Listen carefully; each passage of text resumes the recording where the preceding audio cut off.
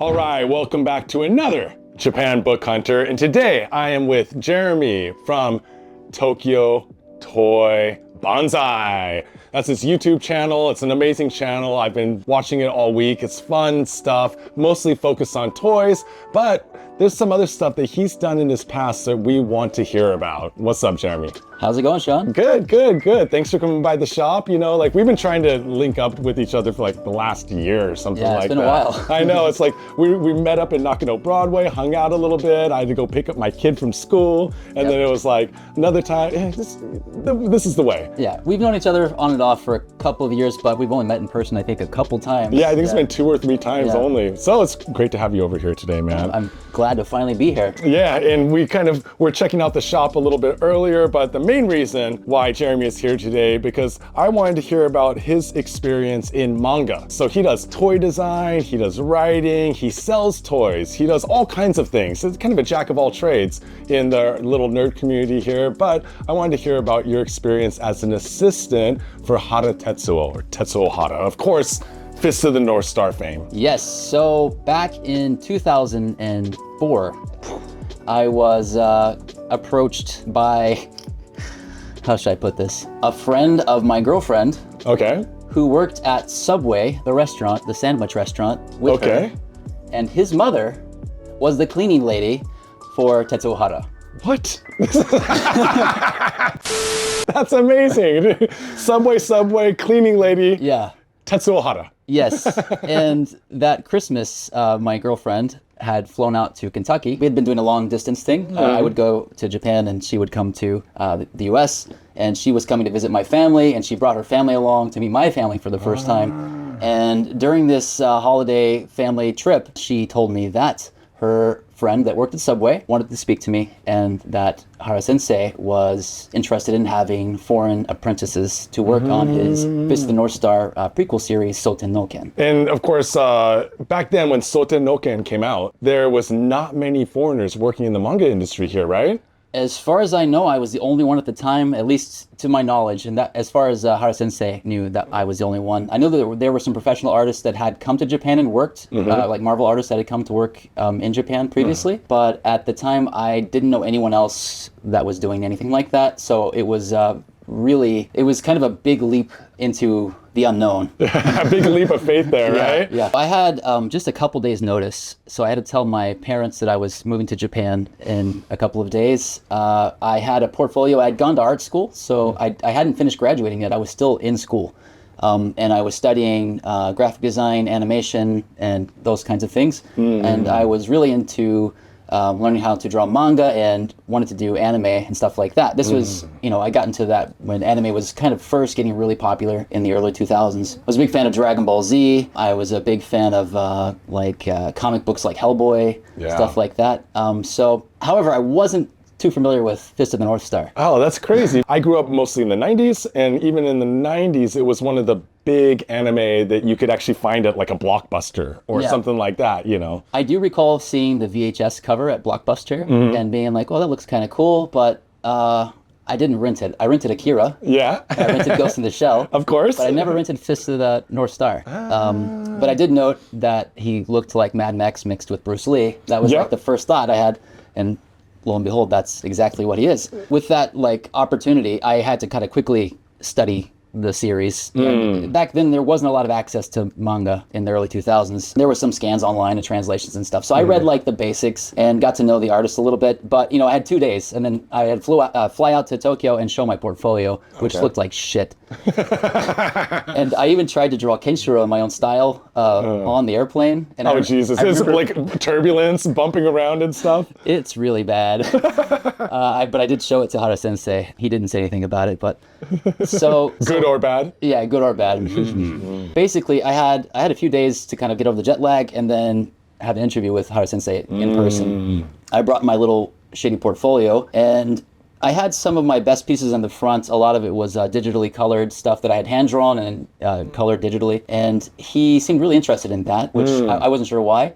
But once he started looking through it, he put it down. He was like, okay. Oh, and that was the nod. That was the nod of approval. So I think it was like the following week. I still didn't know how to ride the trains or anything. So, and my wife was working and going to school at the time. So my wife's aunt actually took the train with me to the studio so that I could figure out where it was, so I wasn't late on my first day. And the studio was located where? In Kichijoji. Okay, so just west of here, about what, 9 minutes by train west of here, so really close to here. Right, and it was in a tall building that didn't have any markings on it. And there were some other businesses in there, but one floor was all Comics, which is the company that owns the publication, Weekly Bunch, and now the comic is called something different. I've forgotten off the top of my head, but they changed the name. And the original office also housed Go Nagai. He was also working on Violence Jack, like a reboot of Violence Jack at the time. Okay, yeah. There's a new Violence Jack that was released, yeah. So he would pop in sometimes, and then you had Hojo Sensei had a permanent office there. Of course, City Hunter. Yeah. We all love City Hunter. And then Hara Sensei's office was also in there, and it was quite a large office, and it overlooked Kichijoji Station. Yeah, it was nice. It was a nice little spot, and there were about 7 or 8 other manga assistants that were in and out. A few of them were there like permanently, and some were just kind of show up to finish stuff. Oh, okay. Like under. So they're maybe working at their own studios or something like that, and then come in, get their work approved. Right. Like, yeah, stuff like that. So after that, they asked me to come back and just to learn how to use the tools, because as an American, I wasn't used to using the manga tools. The Japanese tools, right? Tools, yeah. So, I was used to just using like whatever marker or pen I had available, and they were very strict about what pens and inks and all the tools you had to use. They gave me the different nibs. You had to use nibs. And, certain nibs, certain color palettes that are generally chosen for that series, right? Right. So it was just all the black ink to start with. And before I could even like touch anything, I had to learn how to use those first. I had some experience in art school with using some of those things, but I had to learn the names for each one.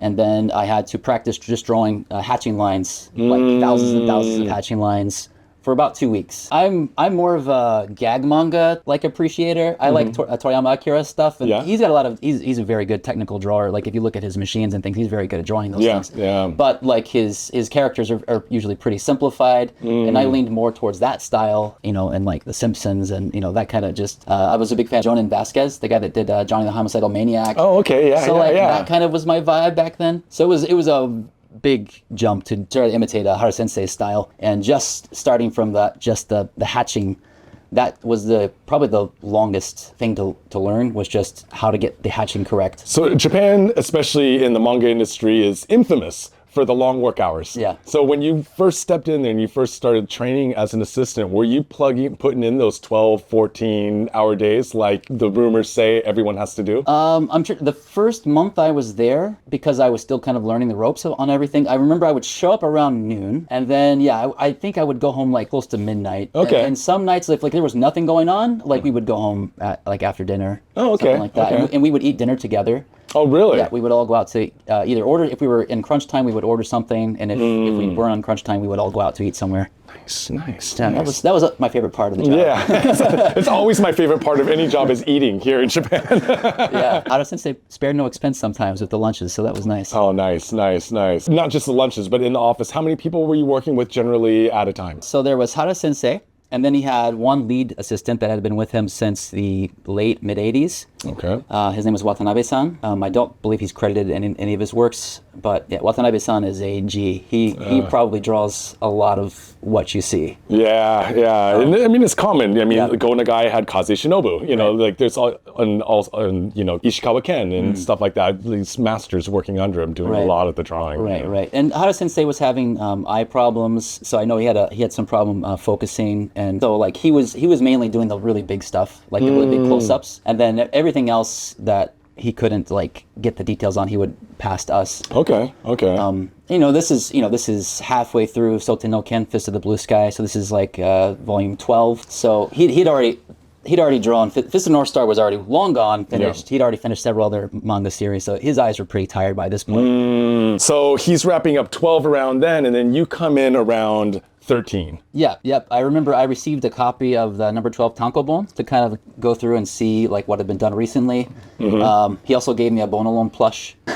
that same day. If you're not familiar with Bon Alone, it's a green monster based off of Shrek that Hara Sensei created for the 7-Eleven franchise. Oh, yes, yes. We were talking about this, and I didn't know that he was the designer of that. He was a designer. Yeah, that's amazing. Yeah, it's wild. Yeah, I wouldn't have known that if he wouldn't have told me personally. Well, we were talking about this earlier, that there was a lot of magazine releases. For example, they did a bilingual magazine that was included Fist of the North Star that was released only at 7-Eleven stores. And it was in English and Japanese so that Japanese people could study English using manga. But that must be that whole connection with the 7-Eleven franchise. Right. And I remember in college, one of my roommates had one of those volumes that had English and Japanese. And it had a little bit, I think, of Fist of the Blue Sky, Fist of the North Star, City Hunter, and Angel Heart. And Angel Heart, yes. And I remember flipping through. I didn't read it, but I remember just being like, oh yeah, I remember this from Blockbuster Video, and we talked about it. And I thought it was cool that they were putting it out in dual languages. Yeah. But it seemed like there was a big effort from Comics and Bunch Comics and the people that ran it,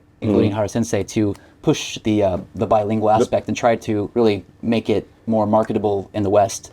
And Go Nagai did a bilingual series for Devilman as well. Impossible to find here in Japan, though, to be honest, because I don't think they printed a ton of them. They probably did like a 5,000-10,000 print run, because how many people are studying English using Devilman? You know what I mean? But those magazines were rad. I've sold a handful of them. Yeah, the bilingual magazines. Yeah. So what did you do when you got into volume 13 here? Okay, so once they approved my cross-hatching skills, I started to do just some basic inks for the panel lines. So in Japanese, they're called koma. So if you see these lines that go around the koma here, you would think, that's just probably super simple, or these days probably done digitally. Back then, this was probably the most precise part of the job.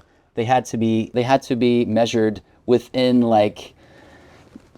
crazy, you needed a microscope sometimes to look at this stuff, and he could tell just by looking at it if they were too far apart or too close, even if it was by a micromillimeter. So and you're really talking about this to match this to match this to match the verticals, and everything must be uniform. Yes, and this line right here itself, you have to use a ruler or a straight edge to make that line, and any little wobble in your hand, this page is already complete. Yeah. You're just doing the panel lines. You're going to ruin the page. If you fuck it up, you've ruined the page. And this is my first job. Yeah, and you're they give you the most intense job for your first job. You're it's just drawing a line. It's just drawing, and you're like, no, it's not. Sweating beads, sweating bullets. Yeah. So I remember there was one particular panel that I had finished almost the entire page. I couldn't tell you which page it was. I've probably blocked it out of my memory, but I got to the right into the corner, and my hand stopped, and I left this little big blot at the end of the corner, and then I was like, oh, maybe I can take it off, and I ended up smudging it, and I just completely ruined it. So I had to hand it to the guy. There was two guys sitting next to me. To answer your question earlier, so there was me, Hara Sensei, Watanabe-san, and then there were about 3 or 4 other guys that were there all the time, and then if we had a strict deadline that we had to meet, they might call 1 or 2 extra help at the very end. But so there was a gentleman named Matsumori-san. You can bleep that out if you want.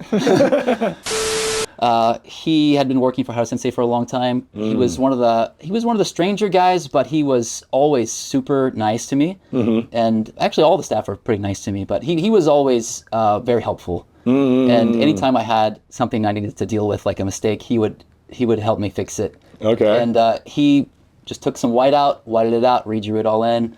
Safe. That's the amazing thing is for one, back then, of course, a lot of stuff wasn't done digitally. It had to be done by hand. Especially these older mangaka wanted to really focus on the hand. But if you go back and look at a lot of this stuff, there's a lot of whiteout was used. Yes. A lot of whiteout was used. And when you watch these Manben episodes or the behind the scenes of manga making, and you'll see some just whiting out a whole background and redrawing it. And you're like, wait. Can you do that? Yeah, and sometimes they'll take an entire panel, cut it out, toss it, and then redraw another panel and tape it back in there. Yeah, and that's the fun thing about going to art exhibitions here, like the Fist of the North Star 40th anniversary last year that I went to, where you can see the large pieces and see where things have been cut out, taped in, whited out, drawn over. Yeah. That's a fun. Yeah, That's a fun part of it. And that's how you can tell the difference between a reprint and an original. You won't see that stuff on there. Yeah, exactly. So yeah, after I fucked up a few of those lines, they were like, all right, how about you try some other stuff? So I started doing like little details in the backgrounds, like anytime you would see like, little buildings or like fences or anything really small in the background, that was like, I was like way more comfortable doing that. You had a hand in these like little buildings back here. Little buildings and little effects. And then slowly I got to draw some bits of like the characters. If they were small, anything really big and close up was mostly handled by Hara Sensei and Watanabe-san. Okay. So if you had something like... Yeah, something like this. And you can see here, like you can see how this is all zip tone here. And that's all hand scratched. Now, a lot of the times in this particular comic, they would actually do that digitally. And you'll see a lot more of that as the volumes progress. Okay. So once they got me kind of at a good skill set for doing the backgrounds and things, they wanted to see if I could switch over to doing some of it digitally. Okay. And at the time, there wasn't a lot of digital manga being done, especially the old school guys that were still making manga weren't doing anything digitally. Yeah. Yeah, that's back when Frank Miller was doing his Dark Knight Strikes Back. What was it? That was called? And my impression of digital comics was that, like, garbage. Yeah, it's the same with like the Buichi Terasawa stuff, like Cobra. When Cobra transitioned from like hand-drawn to, he was a big proponent of digital stuff, it just turned kind of gross, Yes. So they had an interesting solution to that. Rather than scanning the page and then coloring or shading over top of it, we would keep all the original art, and then I would scan it in. I would shade over parts, for example, maybe we can get to some of like the clothing. Oh, there we go. And you can see like here, this would probably be some of the first ones that I would have worked on. These clothing here, see, these are digitally shaded. We would shade them digitally on top of the inked artwork in Photoshop, then remove the inked artwork, and then print out the shaded onto a screen film, and then cut it out, and then place it on top of the original art. Place it on top, so you're layering. Yes. So you're basically using the original art as a template to do the digital art over, and then making it into an additional top layer. Right. Yeah, So that's crazy. Still physical. Yeah, so it's still physical, but just slightly digitally altered. Right. So it has that nice look where it still looks like it matches everything, but it's got a little bit more of that digital. I can say it looks more shiny. Yeah, I was gonna say less scratchy. Yeah, I mean, if you compare something like the clothing here in this panel to something like the muscles, I don't know, maybe I'm wrong, but it seems like the clothing has like a little bit more of a uniformness. Right, and if you go to like later examples where you see like Kenshiro's garb, they're like this. Oh, there we go. See, this is where it really came in handy because Hara Sensei wanted all these intricate Chinese patterns all over all the clothing. So I would get to draw from I had like a database of like 4,000 Chinese prints. Okay. And I could take those, modify them, lay them over top of Kenshiro, but then I had to form fit them to the wrinkles and then draw in all the shadowing and shades. And it looks way more realistic that way. And that's what he really wanted to go for, was realism. And I tried. And dude, it does not look like the cheesy digital stuff of the late 90s and early 2000s. I mean, it does. It looks clean, Even if you told me like this was hand drawn, I'd be like, that's amazing. If you told me that it was digitally drawn, I'd be like, nah, it doesn't look that clean for that time. Yeah. But digitally altered.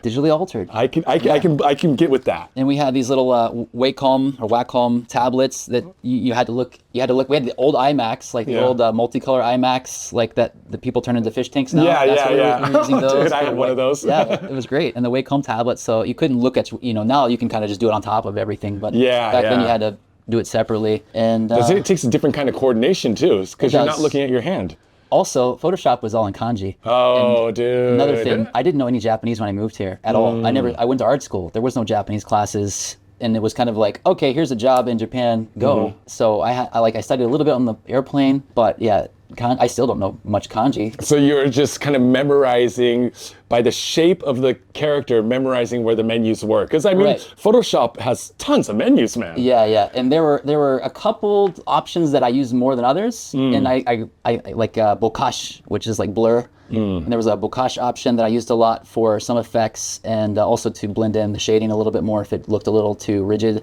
What was the other one? The multiply tool. Oh God, I forgot what it was called. I used the multiply tool so much, and I remember I had the sticky note on the multiply tool for at least Like a on month. your monitor, Yeah, so on that the you can just monitor. look up and be like, okay, I gotta find that. Yeah. Once I got all that down, then it was smooth sailing. Oh, even for like normies like me, just who worked in Japanese offices, trying to figure out like Word, like the menus in Word, Yeah. in Excel, in Japanese was a horrifying thing. Yeah, It sucked. Now you've got instant translations, or you can switch the languages back and forth. Oh, you can switch them. Yeah, because back then you had to manually install English into the OS. Right. You couldn't just, so Japanese companies wouldn't do it. Right. They're just like, no, just figure out the Japanese. We have Japanese computers, figure it out, you Yeah, know? yep. And then I go home to my computer that I bought in America, and then everything would be in English. Yeah. And then I'd be all confused then, because, oh, geez. Yeah, so like anything also too, like I don't know about this one. Yeah, skies. We started Ooh. doing skies digitally. A lot of special effects shots too, especially when you get into the battles. So Let's get to a battle. so here we're getting to a start of a battle here. Like actually go back to yeah. this guy. This is Ryu Sobu, and he's the descendant of Rao. He's like Rao was like because this is a prequel to Fist of the North Star. So anytime we had like ki, we would have to do that digitally, and it ended up I think looking pretty rad. But again, that was like the key was super simple because you just like go and then you just take this tool and drag it to make it look like like little wispy flames and stuff. It's pretty cool. It's pretty cool. And But if you've ever handled screen tone and you're trying to do a similar effect with screen tone and you're scratching, it's skills I never picked up was scratching the screen tone. I'd always mess it up. it's labor intensive. Yeah, it's labor It takes intensive. time, And then right? if you screw it up, you gotta rip it off and do it again. Do it again, right? But yeah, once we get to some of the battles, Probably getting towards the end of this volume 13, right? yeah, it's a big battle between Kenshiro. This is Kenshiro's uncle, Kenshiro. And the difference is he's always got a cigarette in his mouth. So here's a motion blur that's actually hand drawn. You can see where she's spinning this bow stick here, and that's all hand drawn. But I guess later Hara Sensei wanted to see what that would look like digitally. That way he didn't have to draw all this stuff. Yeah. Because all you have to do is take one part of it and just pop. Yeah, try to figure out a little shortcut, right? Well, it's all. So this one right here. So this one I actually colored in full color. Mm-hmm. That was my first test at trying to fully color something. Okay. And obviously the book itself is in black and white, but if you look on the back of here, you can see the color. Oh, there version. we are. Yeah. And this is your first time This was my first time. for the studio. Yes, there was actually 2 girls from Okinawa that did a lot of the coloring for the official Fist of the North Star color edition. Okay. And also some of the covers for Fist of the Blue Sky, so Tennoken. And anytime that they were called in, they would touch up stuff that I did, or they would do stuff on their own. So I rarely get to work on the covers, but this was one that I actually got to work on entirely. However, my original version got changed a lot. So you'll compare, like there was like a big coin like image in the background that I spent a lot of time on. I also digitally removed her staff because he wasn't sure that he wanted it in there originally. So there's a couple versions of that. Here's a big thing that with the language barrier, we would receive the scripts and everything in advance, but I couldn't read any of it. So I was aware of this character when she shows up. I remember her name. I don't remember her name now, but I wasn't exactly sure her backstory or like all the information that informs the character. I couldn't.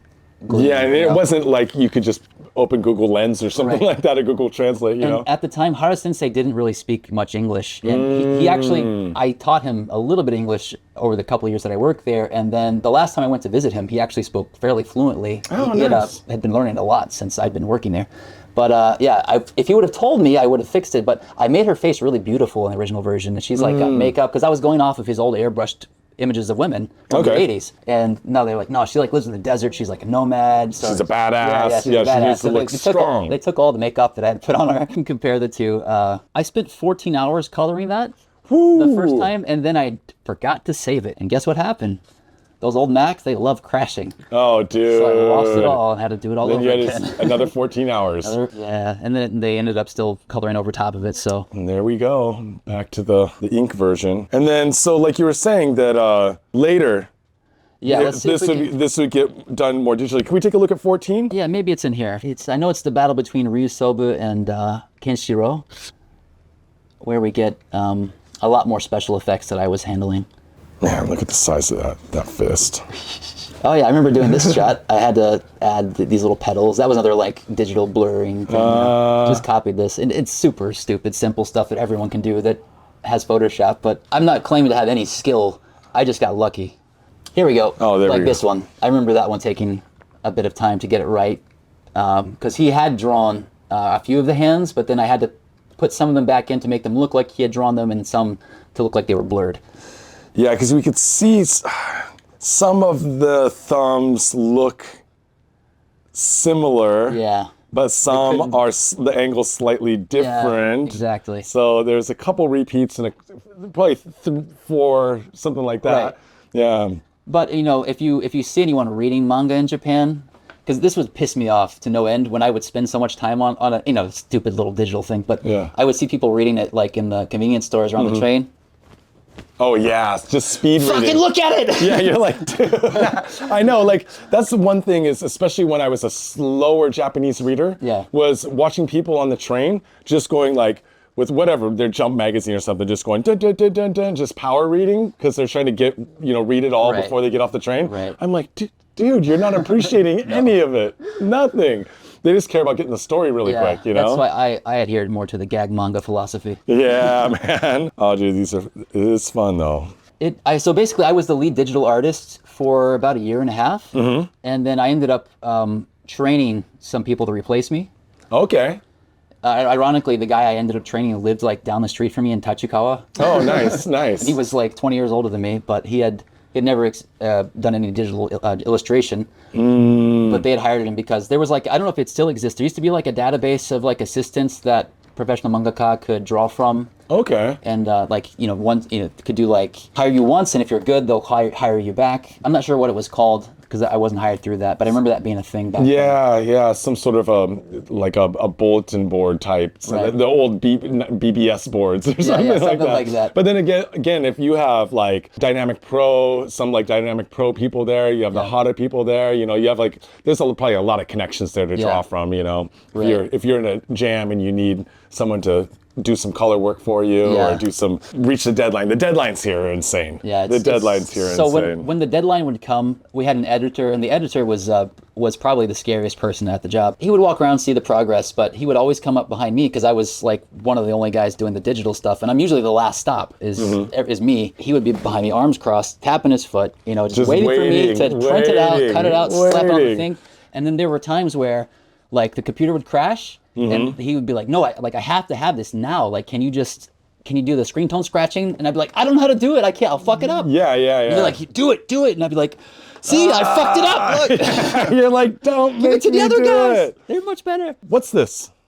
Okay, so this is the actual weekly comic. So the tankobon volumes, and then this is an actual bunch comics. Actually, no, they're called Zenon now. Comic Zenon. Oh, Zenon. Yes. Same company, pretty much all the same people. But it was originally called Weekly Comic Bunch. And so after I became the digital artist, we actually moved to a different office, still in Kichijoji. Because in that original office, it was just us, like in our own little space, and then the rest of the floor was separate rooms. But when we moved offices, the new office that we had was actually, we were shared with Hojo Sensei. So I had to say good morning to him every time. So I'd walk in, it's also in Kichijoji. It's not in a tall building. I know exactly, it's still there. I can't say where it's at, sorry. But there's like an unmarked door. You had to ring it, someone would come out. And then when you walk through, Hojo's office was on the left. And he had like 2 or 3 assistants that were in front of him. So you would Ohio gozaimasu. To him, and then I would walk past through to, and actually the Bonalone guys would come sometimes because they were different guys drawing the little books at 7-Eleven. Oh, okay, They would come sometimes and be over here working on stuff and then showing it to Hara Sensei. And there was 1 or 2 other mangas. They were lesser known ones. I don't remember which ones they were. They were based like in the far side. But when he went through to Hara's side, he had a lot more space and a lot more assistance. He had his little private room in the back. He had a big King Kong, Peter Jackson's King Kong poster on the wall. Awesome. His Kenshiro figures lined up along the side, and his desk was right there, and a big TV. And anytime we needed final approval, we'd have to walk into his office and show it to him. And the only feedback I would ever get from him was, more real. That's all he ever said to me. More real. Yeah. Go back and fix it. Go back and fucking fix that. That's pretty much just what he's saying. Yeah, so like I could imagine, I mean, Angel Heart was running back then by Hojo Sensei and stuff, but it wasn't the comic bunch offices per se. It was just the Hara studio and Hojo studio, right? The bunch office was a few blocks the opposite way from the station. We did go there a couple times, but we didn't. I mean, as the assistants, we didn't often have to go there. And then we also had like Boninkai parties where everyone would get together. Year-end parties for those people who don't know. Also, if you don't know, we're on the west side of Tokyo here, west of Shinjuku, and there's a lot of art schools, a lot of animation studios, a lot of manga studios, a lot of publishers, many publishers, and I'm not too sure why, but I've always attributed it to the art schools. It's expensive to have a school in central Tokyo. The art schools on the west side and Nakano Broadway, and many people wanted to be near Mandarake and Nakano Broadway, so the publishers want to be close to there. Right. And it just kind of created this whole west side community of like studios, basically. Yeah, for sure. Yeah, Kichijoji is a really cool place. It's also one of the few places that isn't overrun by tourists for the most part. Well, until you say some shit like that. Blur out the name. Just to compare, because when you look at the Tankobon are, better print quality, but smaller. And because they're smaller, you lose a lot of the detail. Right. Whereas in the manga magazines, that's why I'm always a fan of a manga magazine over a Tankobon.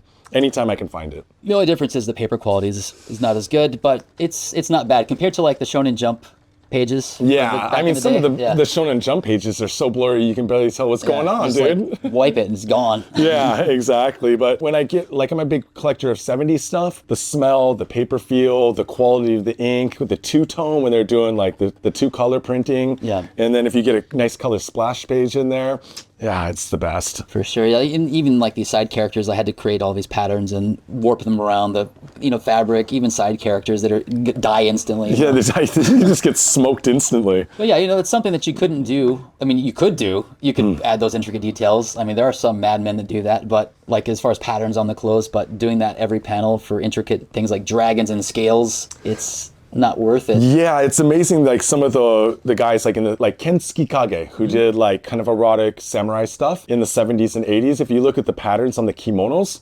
insane. Yeah. Insane. It's like, how did you draw that? And he was putting out 40 pages a week. Yeah, that's wild. It's wild that the guy must have never slept. Yeah. Well, you're asking about the deadlines. So once I became the lead digital artist there for just Soten no Ken, they started giving me more work. There were two versions of Fist of the North Star that I got to work on. So I worked on some pages of the deluxe color version. Okay. That had every page's full color. Oh, that's rad. That's rad. I wish I had a copy of it here. I don't even own a copy of that. I don't remember which volumes. It was like 2 or 3 volumes, and it wasn't like every page. It was like specific pages because the two girls in Okinawa were in charge of most of that. Okay. But anytime they needed help, I would throw down some colors and send it back to them. But one interesting thing that it doesn't exist anymore, I would love to find it if I could figure out where it would exist, was they had a Keitai version, an old Japanese flip phone version of Fist of the North Star. And we had to erase the word bubbles, the word balloons. Okay. And wipe those all out, and then redraw the backgrounds and the characters that were missing that were obscured by the word balloons. So that was I also got to I got to officially redraw Fist of the North Star for a cell phone version. For a cell phone. And if you don't know, back in the day, for you young cats out there, back in the day, we'd have these small flip phones. You'd sign up to like a manga service. And I remember the one that I read the whole series was Gorilla Man. Gorilla Man, it's a silly gag manga, right? He looks like a gorilla, he's really tough, he goes back to high school, blah, blah, blah. He's got a sister too, a gorilla woman. Yeah, but anyways, but everything had to be reformatted for the Keitai screen, which is taller and skinnier, so... It's not like you could just flip it sideways or something. Right. And I think the dialogue was, I think, audio, but also the text would appear on the bottom of the screen so that people could read it as the panels would move. Because it would only show certain parts of the story. So, that's why we had to erase all the bubbles and stuff. But I remember that was like a side gig. And I remember Watanabe-san approached me about that. He was like, hey, you want to earn some extra money on the side? He's like, here's a stack of Fist of the North Star. Yeah? Can you like redraw all the parts that are missing? Oh, God, that sounds... Yeah, but it was like at my own pace. There wasn't a big deadline for it. Like it was kind of, they'd done some of it already. And it was like, these are what's supposed to come out next. So, do page by page, at your own pace whenever we have downtime. And I got through the entire stack. I don't remember how long it took me. But yeah, I remember, I forgot what they're called, but there's like a gang of like wild men that have like fur. Yeah. I remember that, like I drew like that entire. Like the Zeds or something like that. Something like that. I drew that entire, had to redraw that entire sequence. Like. And if you've ever seen any of those originals, amazing detail. There'll be like a biker gang of like 30 dudes on the bike, and everything's like perspective is perfect. The details are perfect. You can see, like you said, you can see the fur, the chains, the earrings, and you got to get in there and get all of that. A lot of fur. It was a lot of. I remember that specifically because I had to draw a lot of fur.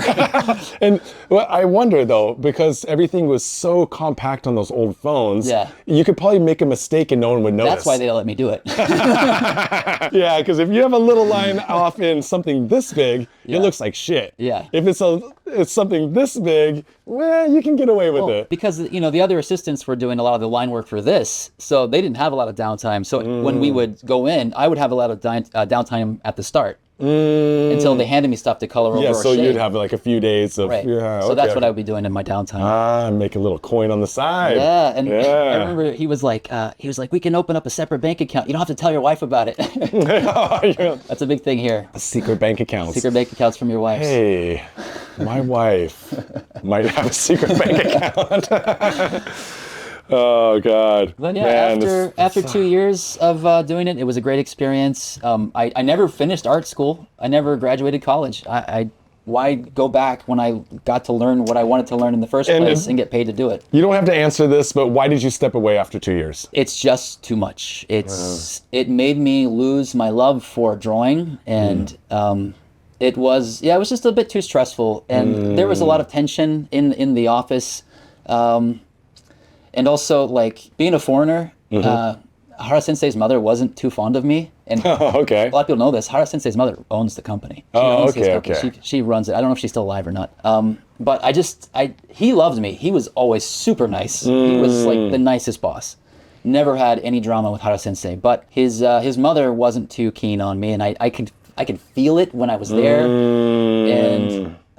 some people would come and go, the artists, and then I had ideas like I wanted to do a children's book and I wanted to write my own stories and stuff like this. So I had all this stuff in my head that I wanted to do. And for me, 2 years was like, that was the time I should have graduated college. Because basically I spent 2 years in art school, 2 years working for Hara Sensei. And I was ready to do my own thing. And I could tell manga wasn't what I wanted to do. Okay, yeah. It wasn't what I wanted to do for the rest of my life. My understanding for almost all, not all of them, Juan Albaron, a friend of mine, he's working on manga here. He works remotely outside of Japan. He lives in Spain. He's Spanish. So he just gets like the text sent to him, and then he does the drawing and he does the inking, and then he sends it back, and everything can be done digitally now, back and forth. Whereas like back in the day, you had to be in the Japanese office. You could not work remotely doing this stuff. Right. And like even if I would start the day at noon, and if I finished at midnight, that was a short day. When it's crunch time, you don't go home for several days at a time. You're sleeping on the desk for a couple hours, waking up, and then finishing stuff. Yeah. There were times, two of the guys I worked with were Japanese, but they grew up in Brazil, and they spoke Portuguese to each other. And there were instances, and that was where a lot of the drama came from, was from one particular guy. I won't say his name. I haven't mentioned him yet, just so you know. There was one instance one night where I couldn't go home, and I'm newly married, and we had just gotten married when I moved here, and I was talking to my wife. I'd been home in 2 days. I was just like quietly whispering to her in the corner on my old flip phone, and I hear like a hurrah, hurrah, something in the background, and then a fucking chair comes flying at me, and it's because everyone was taking a break. Everyone was trying to get a little rest, and you're trying to check in, and I probably should have left the room. It was like middle of the night. Everything's black. The hallway's black. I just kind of was on the sofa. There was a sofa to crash on.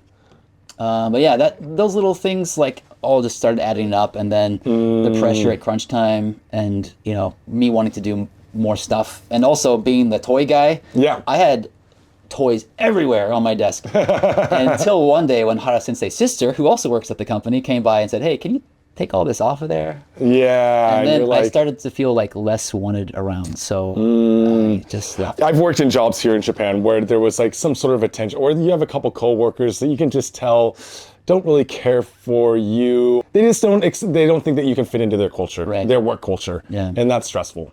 Yeah, I mean, again, I was a dumb young American, like 19 years old. Yeah, yeah. I did so many dumb things back then. But yeah, Hara Sensei was a delight to work with. He was super awesome, stuck up for me a lot. And yeah, I really appreciate his like accepting me and all the things that he taught me. Last question, did you ever get an original piece of artwork from Hara Sensei? I did.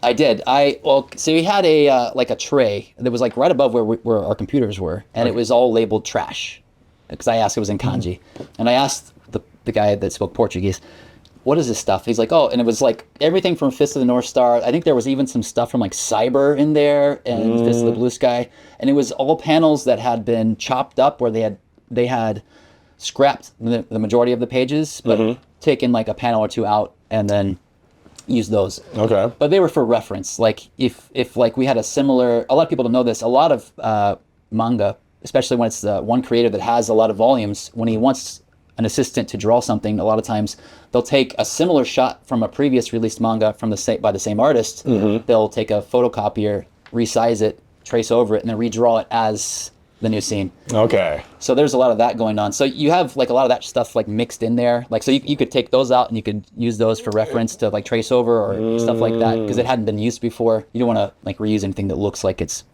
blatantly reused. Yeah, blatant. So you have to do something. You have to tweak it a bit. Yeah, you have to tweak it or resize it or something. So again, no one really speaks English all that well in the office. Watanabe's son probably spoke the best English. The Brazilian guy was like, "Yeah, this is all trash. Like, you can take one home to practice if you want."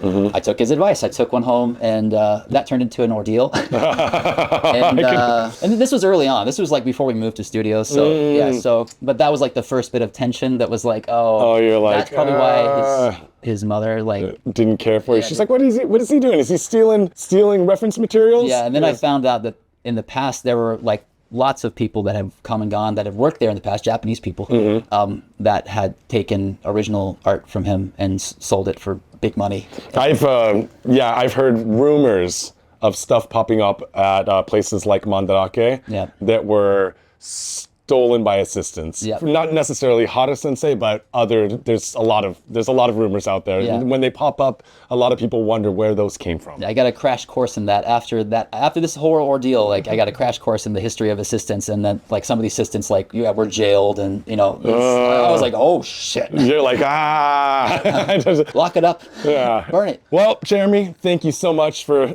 telling us all about your experience with Hara Sensei and working as an assistant. It's like, for people that watch my channel, they're gonna love this shit. It's gonna be amazing. But before we go anywhere, your YouTube. Yes. Your Instagram. Yes. Your toys. Yes. Tell people about it. So you can find me at Tokyo Toy Bonsai on YouTube. Also on Instagram, Tokyo Toy Bastard. Yeah, you can Google either of that. You'll find it. So I make videos about toy hunting in Japan. I interview people that produce toys, people that work in the movie industry, people that are involved with Godzilla stuff, that kind of nerdy stuff. I also talk about other things like my favorite movie series, TV series like Sukeban Deka. Yes. Like that. So it's not just toys. If you like Japanese pop culture, if you like manga, I also have some videos where I talk more about my experiences working in the manga studio, how that all happened in more detail. So yeah, check it out. Please go over, subscribe, like, all that stuff, share with your friends, whatever you need to do, but go check out Tokyo Toy Bastard on Instagram and Tokyo Toy Bonsai on YouTube. And thank you, my fine friends, for being here. Really quick, Patreon, Japan Book Hunter. We have a Patreon page up now. I'm putting exclusive content up there. I do exclusive book drops so you can get access to books that you can't get on our website or on Instagram. So if you want that paper gold, go over to the Patreon page. And of course, Instagram, all the social media, Japan Book Hunter, japanbookhunter.com. And until next time, my fine friends, mata ne. お前はもう死んでいる。